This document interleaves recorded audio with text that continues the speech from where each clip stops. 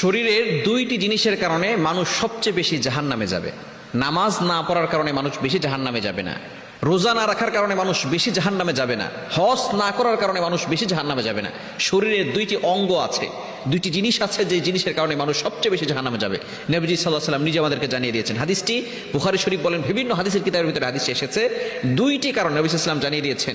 দুইটি অঙ্গের যদি আমার উম্মত আমাকে দুইটি অঙ্গের জিম্মাদার নেয়, দায়িত্ব নেয়, এবং তারা এই দুইটি অঙ্গ দিয়ে গুনাহের কাজ করবে না, সেই দায়িত্ব যদি তারা নেয়, তাহলে আমি নবী তাদেরকে জান্নাতে যাওয়ার জিম্মাদারি নিয়ে নিলাম। বলেন সুবহানাল্লাহ। কয়টি অঙ্গ? দুইটি অঙ্গ। শরীরের দুইটি অঙ্গ মানুষকে সবচেয়ে বেশি জাহান্নামে নিয়ে যাবে।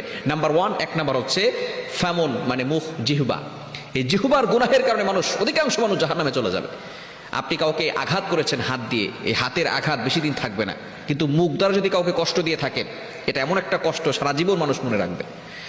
এই জন্য নবীজি সাল্লাল্লাহু আলাইহি সাল্লাম জানিয়ে দিয়েছেন, মুসলিম শরীফের হাদিস, আল মুসলিমু মান সালিমাল মুসলিমুনা মিন লিসানিহি ওয়া ইয়াদিহি। A true Muslim is a person, প্রকৃত মুসলমান হচ্ছে ওই ব্যক্তি, whose hand and mouth forsake everyone, যার হাত এবং মুখ থেকে সকল মুসলমান নিরাপদে থাকে। আপনার মুখ থেকে কেউ কষ্ট পাচ্ছে কিনা, আপনার জিহ্বা দ্বারা কাউকে কষ্ট দিচ্ছেন কিনা, অবশ্যই আপনাকে সতর্ক থাকতে হবে।